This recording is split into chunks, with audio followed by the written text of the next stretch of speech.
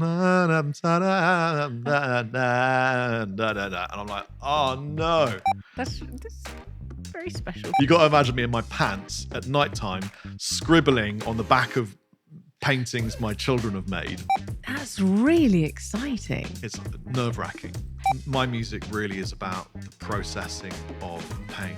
You know, is Rob Chapman just a very angry man? If anybody's listening would like to book the Rob Chapman Band for 24, we're cheap, we're affordable, we're hairy. Plug.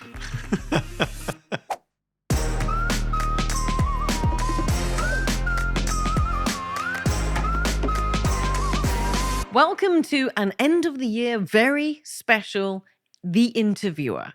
And I'm very excited because I'm with Sir Robert Chapman of Chapmanville. Hello. Hello, who is king of YouTube, was MySpace, Mr. Guitar himself, the man of the hour.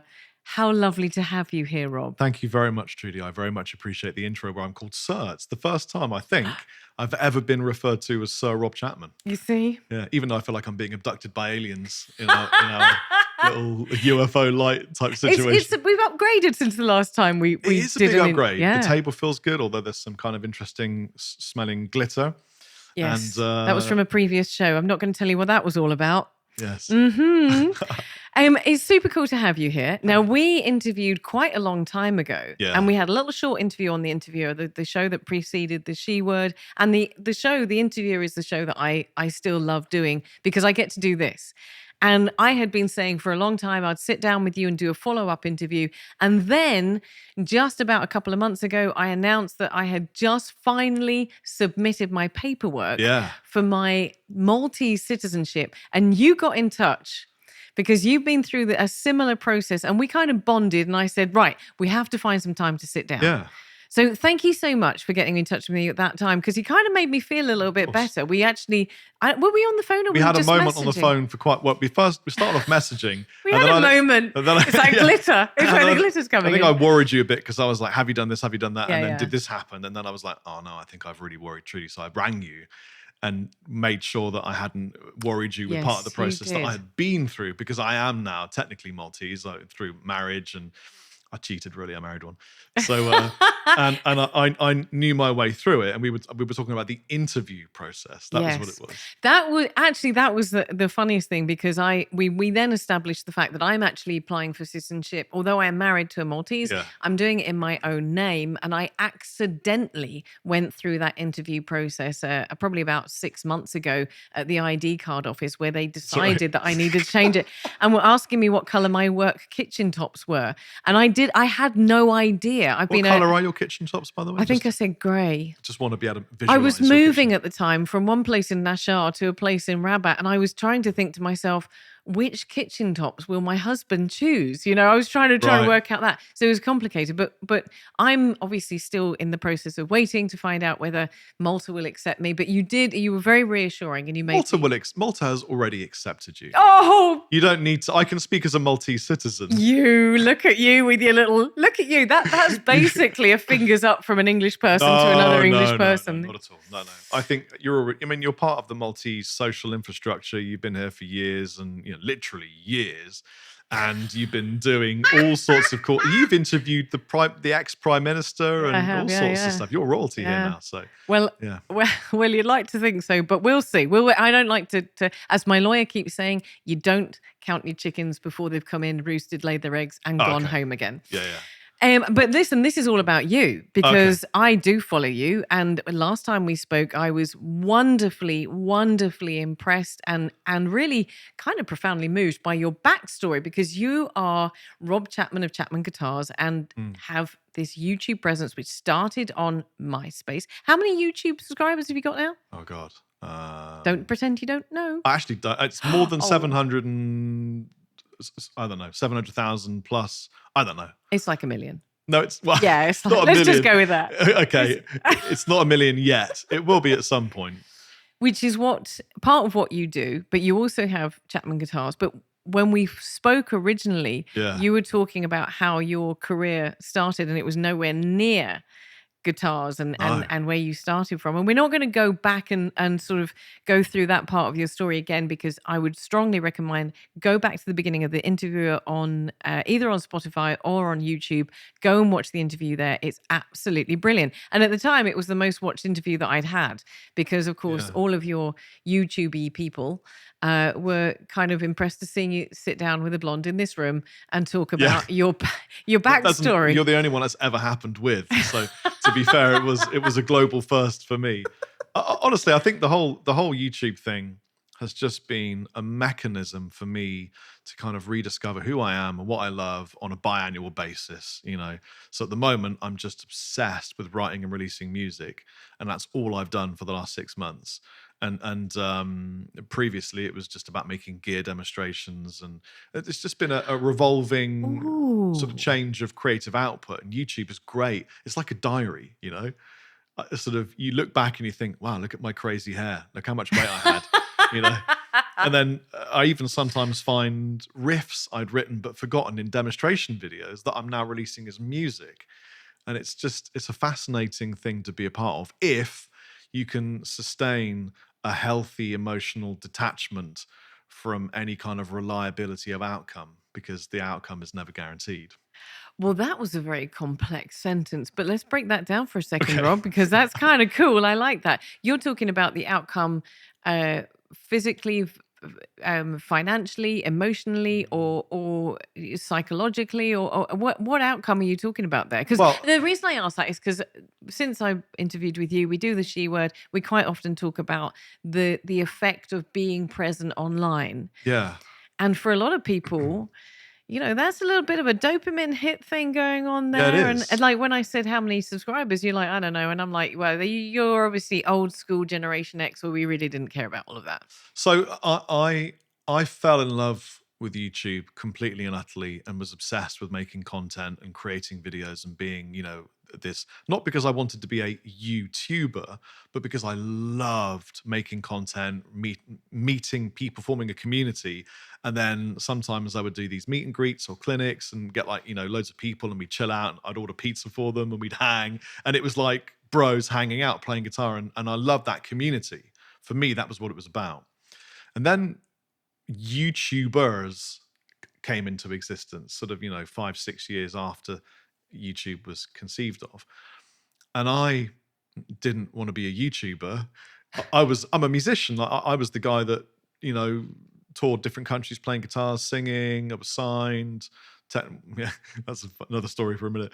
But I was a musician. I identified as a person who plays music and sings and uses YouTube rather than a YouTuber that also plays music. And so I sort of, over the years, fell into the YouTube trap where I became, I've got to get enough views, and I've got to get 1 million subscribers, and I've got to make sure that I'm collaborating with other people. And then, but I didn't want to do that. That wasn't what I am. I have no interest in being a YouTuber or sort of maybe collaborating with people that have lots of subs just because that's good for my YouTube career. I love the fact you went subs. I tell you why, because you said lots of subs, and for a second there, this old girl was like, what is a sub? Oh, sorry. Subscriber. You got to remember, it's me, Rob. Yeah, but I fell out of love with it. I did it for the best for a long time. I was just calling it in. I was just doing it because I felt like I had to feed my family and to support Chapman Guitars. And then something happened. I became incredibly fulfilled writing music on my own. This is something I'd never done before. I actually used ChatGPT to teach me how to program drums, rudiments of mastering. So this is a recent thing. This is a recent awakening. Yeah. Since I last spoke to you, within definitely since we last spoke. Yeah. Well, okay, so before we go into how you did it, what triggered that awakening? What triggered that I want to write music? I have to be very careful how I say all of this, because it could come across as being big-headed or full of myself, and I promise you that I'm not. But when I write a song, in inverted commas, for people who are just listening, it just comes to me from nowhere. So I have this whole thing come out of my head, onto a guitar, or sometimes I sing it into my phone.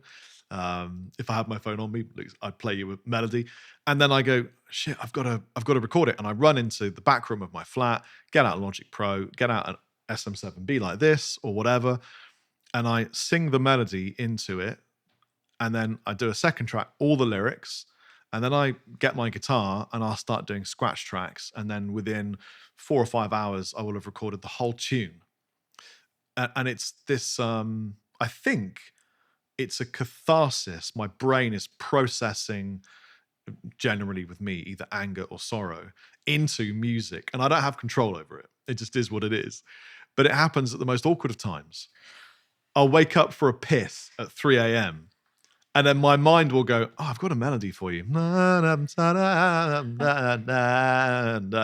like, oh no. And then I'll run into the kitchen with my phone, sing it into my phone. And then I'm like, I've got to put the bass down now. And I go in, and luckily I can DI, plug in, play some bass. I used to get that a lot. And it stopped when I was a YouTuber. And I thought, well, maybe that's it. Maybe Clockwork Wolf, Dorje, Monkey Lord, all these different musical projects, maybe that's come to an end. I can deal with that. That's fine. And then I suddenly got a tune, and it was a really good one. And it all came in one go. In 10 minutes, I had the whole thing. And I couldn't record the bass because I didn't own a bass guitar. I couldn't track the drums because I didn't have a drum kit, and I can't play drums. And I wasn't good enough at the recording process to put down everything that I needed on Logic Pro X. And that was the single most frustrating time I'd had as a musician, but the most valuable, because I put everything down on paper and recorded it on my phone and did the best I could with notes. Just, you got to imagine me in my pants at nighttime, scribbling on the back of paintings my children have made, lyrics and things, chord boxes and stuff. Yeah, but can I just interject? Because one thought came back to me when you were talking about going for a pee at 3 o'clock in the morning and start singing, blah, blah, blah. And you mentioned that in your flat. So I'm just concerned for your neighbours. Where do your neighbours live very close by, or are they deaf? No, I sing quietly, very, very quietly into my phone, and I cut my mouth like this. So it sounds like that. Like that kind of thing. I've just got visions of your neighbours next to you going, he's at it again. Jeez. Someone shut him up. It's 3 a.m. Stop shredding. I know he thinks he's making a grand masterpiece, but I haven't slept for weeks. Yes. So I had this thing that I couldn't get down. And I thought, I'm 48. I know I'm a good musician. I have a lot of music to get out. I need to fix this. And I aspired to be the kind of musician that could do everything myself, irrespective of the fact that I work with incredible musicians, especially here in Malta. They're amazing, Rob Spiteri, Luke, Zaya. And I thought, okay, I'm going to ask ChatGPT to teach me the things I need. I'm going to hack it. Rather than panicking that I can't do it and worrying and Googling everything, I just went on to ChatGPT, and the prompt was, interview me, find out everything you need to know about me, and then teach me how to work on Logic Pro X to record drums, teach me how to play the rudiments of bass, teach me how to do the basics of mastering, everything. And I got the whole thing. And in a day and a half, I went out and bought a bass. I learned to program drums, how to naturalize everything, all the velocities, the whole thing. And I recorded that bloody song. And now I've got 6 songs, and I have a song ready to go live every month for the next 6 months on the 18th of every month. Why the 18th? Because 8 is a special number for me, and 18 because 18 is a special number for me. Because when I was 18, I went to the Guitar Institute and started my journey as a guitar player. Yeah. That's nice. I know. That's very special. So now I've got all this music and the ability to record it, get it out there. It was enabling me. And now I feel satisfied as a musician because I'm creating music. A part of me went, well, now you can just be a YouTuber if you want as well. You might as well. I mean, you've been quite good at it. Oh, okay. But Rob, let me stop you there for a second, because you inferred that being a YouTuber and getting caught up in that YouTube and following the response and creating great content, which you do, but you inferred that perhaps had interrupted and blocked your creative stream. So now you're saying, okay, I managed to to produce this music and to create this music and spit this music out, for want of a better phrase, but it does sound like it was literally bleh, and out it came, and it's in your head, and you just need to get it out, and you're doing it. If you go back to being a YouTuber, surely that creative urge is going to that you found for music is going to be compromised, no? So what I think what I'd realized is that I was blocking myself emotionally from allowing myself to be a musician. I had set off on the path of being a musician, got stuck in YouTube, and I had taken on these, almost like I was wearing the mask of a different person. I'd fallen into being a YouTuber because I thought that's what I had to be. And I didn't think that I could do the music thing because I couldn't record things on my own, write things on my own. I had to go to a recording studio. I had to find a drummer. I had to do all these things. And that's hard because it costs a lot of money, and it takes a lot of time, and you have to bring people with you. And I'm still working with amazing musicians and working with bands and the whole thing. But liberating my creativity by enabling myself to do it myself freed up some CPU in my meat machine to allow myself the space to then go, well, I can now make YouTube videos about things that I find interesting, and I can release music as well. I can do both now that I'm free to do it on my own if I ever need to. That's fantastic. It was pretty good, I'm not gonna lie. But it was hardcore. There was a couple of days of like sort of shaky, angry, handy, sort of got to learn this. It's really hard. I'm old. It's difficult to learn things when you're older. It is difficult to learn things when you're older, and it's difficult to kind of move away from your comfort zone because, as you said, you nailed it with YouTube. You knew exactly what you were doing. So what do we see? So this has been your journey into 2023. Yeah.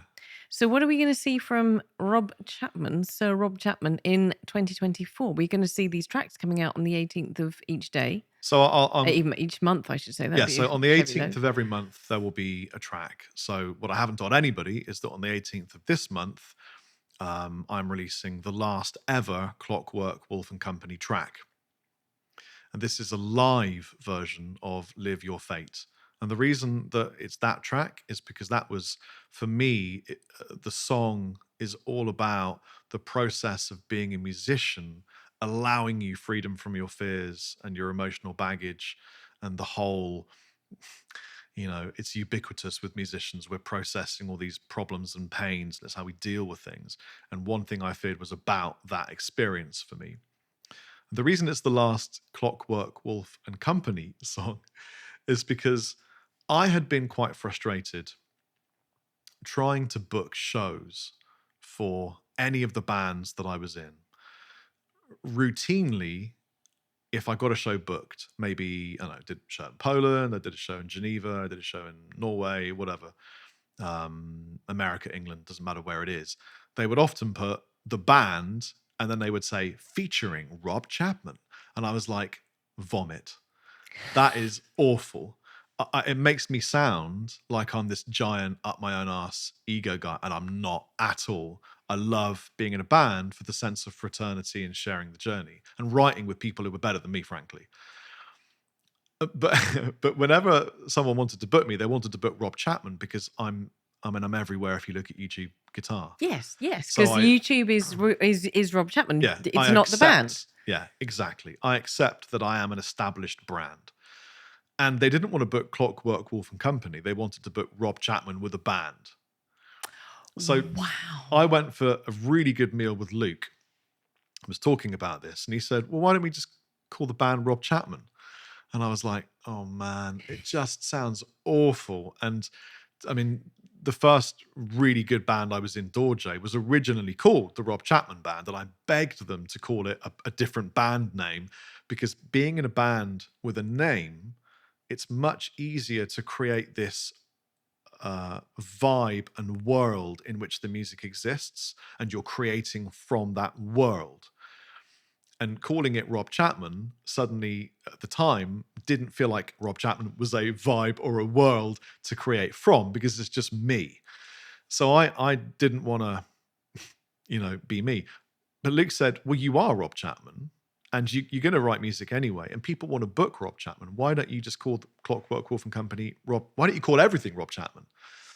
And I initially sort of ignored the advice and thought it was crazy. And I thought, you know what? I'm going to ask a few people that might care about this or know and offer me impartial advice. So I'm very lucky. I have the opportunity to speak to people who are incredibly talented and ridiculously famous. So I texted my friend from Porcupine Tree, and I texted my friend Devon from Devon Townsend, and I texted a bunch of people who are really, really famous. I'm sorry, you were doing the whole. I was texting like this. You like, I don't want to drop names, but I'm gonna. I don't want people to think that I'm just saying this because I can. Listen, say it because you can. You were texting people in the business who knew what the business is about. I specifically people who I know, like Stephen Wilson, who went from a band name to his own name. Yeah. Or Devon Townsend, who was in bands and then formed his own name, Devon Townsend. Or Rick Beato, who's an incredibly famous guitar YouTuber, who's an amazing guy, a sensei of mine kind of vibe. And they all said, well, you should always have been Rob Chapman. What the hell were you thinking making band names when you're an established brand? And this really hit home for me, they said, rebrand everything Rob Chapman for your band members, because you'll get more bookings and you'll make more money and they'll have a better time from it. Wow. Yeah. And I'd never thought of it that way. And then I spoke to Zaire and Rob, and they went, and I'm not going to swear too much, but they didn't give a damn what the band was called. They just want to play together and hang and have fun and create music, which is what we do anyway. So my project Monkey Lord and my band Clockwork Wolf Company are all just going to become Rob Chapman, and we continue as Rob Chapman because that's what people would rather book. And it simplifies because I have like 5 musical projects, and now I'll have like 2 or 3, which makes it much easier for people trying to find my music. That's really exciting. It's nerve-wracking.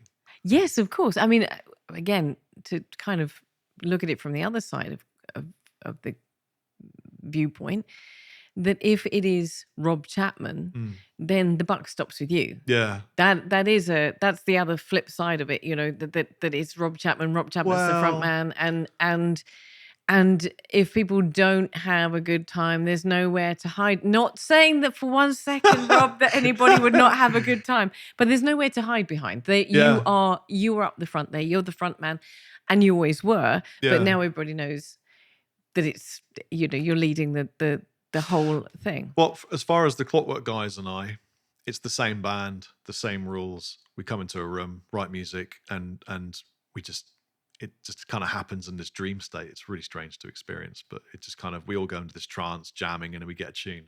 One tune we got in 10 minutes. We called it the 10-minute tune. So there's no change other than it's just called Rob Chapman. I was always the front guy anyway, so it's the same position in the band. It just makes it easier to market, really, I suppose. I'm really excited for you. I'm really, really excited. Now, a couple of questions I have just on this songwriting. You've gone from the YouTube thing. You've now come back into prioritizing you as a musician and embracing that by frontlining everything from here on in, and just owning it and taking ownership of it and saying, this is me. You've got the support of everybody else, which is brilliant. And it looks like 2024 is going to be incredibly exciting for you.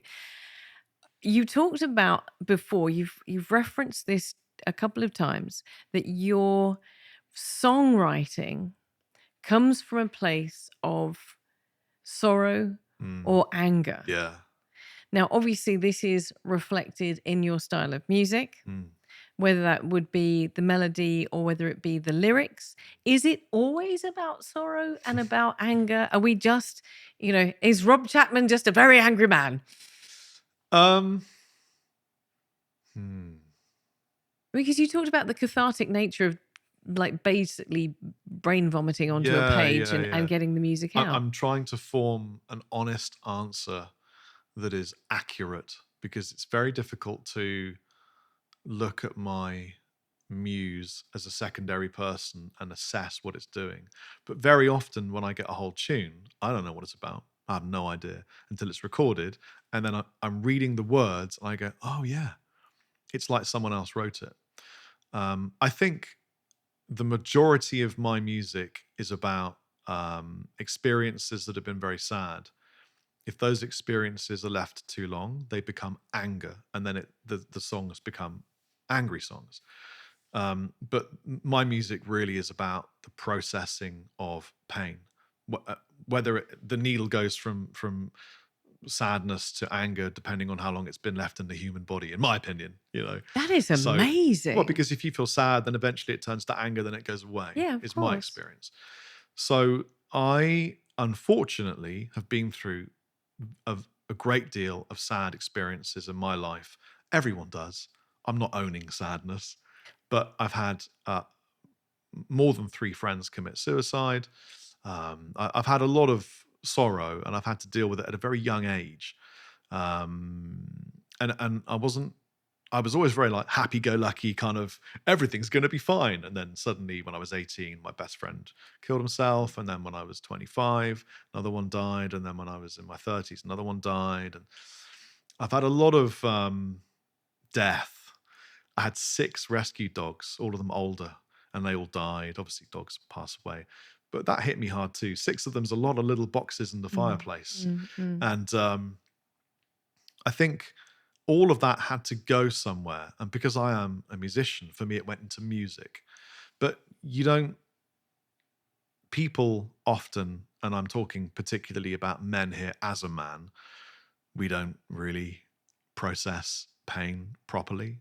I mean, I do now because my job involves processing it. But a lot of my friends, when something bad happens, it's like, be fine, we'll get a beer. It's all right. It doesn't matter. It was going to happen anyway or whatever. And then later on they get ill and depressed and problems escalate. So I am grateful that I can process these things. And what I've discovered is that through the experience of doing that, the output, if it has the same, I'm going to use the word vibe, for lack of a better word, that someone else has gone through, it will magically make them feel and alleviate their issues, which is why I get so many emails from people saying, hey man, just to let you know, I listened to this song, it got me through this problem or this difficult time, or I was on the verge of suicide and I didn't because I listened to a song. And I'm like, that's absolutely insane. But thank God that experience happens. Absolutely. I mean, that whole, you're talking about people resonating with what you've written and feeling seen and feeling validated because you've taken the time to write down that personal experience in a song and put it out there. Yeah. And that's therapy. And what you said just back then about men and the way men approach challenges resonated with me. And that's exactly why we've had a fantastic time doing the She Word, but now we're going to be producing the He Word, because men need to have this outlet. And I'm very sorry for your friends who passed away. Suicide in men is exponentially higher than it is in women, because women, not all women, but we are fortunate because we tend to be more empathic. We have the ability to sit down with each other and see each other. And I think that's something that I've certainly over the last year or so of doing the She Word podcast come to understand. Again, like, I'm not the one talking on the show. I have guests to do that, but the women watching feel seen. They feel validated. And I'm so pleased that your music that you've returned to is providing that for your largely male counterparts. So now you've kind of explained where that sorrow comes from. I love that whole, at that scale of, we start off with sorrow, you're sad about something, it turns into anger, and then it's gone. So somewhere along the line, you've got to wake up at 3 a.m, upset the neighbours, and get it down as quickly as possible. I think that's because when I'm sleeping, your brain is processing things. So it suddenly has this output for you, But the worst thing of all is, if I'm super happy, I don't write anything. Nothing happens. I'm just like, there's nothing to process now. So I sit back and just jam or make YouTube videos. The most bizarre scenario though, because we've got to keep Rob, a little bit on the edge to make sure he keeps making music. There's a lot of world events happening that can that's create, true. fodder for music. And the weird thing is, reading back my lyrics is an experience that no one else on this planet will ever have. When you've written them sort of subconsciously, and then you read them as if they are someone else writing to you. That's a weird experience. I used to work at Virgin Mobile as a team manager. I think we mentioned that in the last Yes, we chat. did. Yeah. And they gave me a test before I became a team manager to help the operations managers. This was years ago. And they gave me an IQ test and an EQ test. And my IQ was pretty good, sort of a little bit above average, normal kind of stuff. But my EQ, something's gone wrong, I'm going to have to do it again. And what is EQ? It's emotional quotient. It's your ability to feel what somebody else is feeling, your ability to express emotion and sense emotion in other people. They did the test 2 times, and both times it was off the scale high that they couldn't measure it. So I think what I have in my DNA is an ability to really feel feelings, and then as a result of part of that sort of depth of feeling, it's allowing me to process and make music. Thank God. I love that, Rob. I've never heard of EQ. I'm gonna have to go and do a big old, deep dive into that and look in that. Emotional quotient. That's so cool.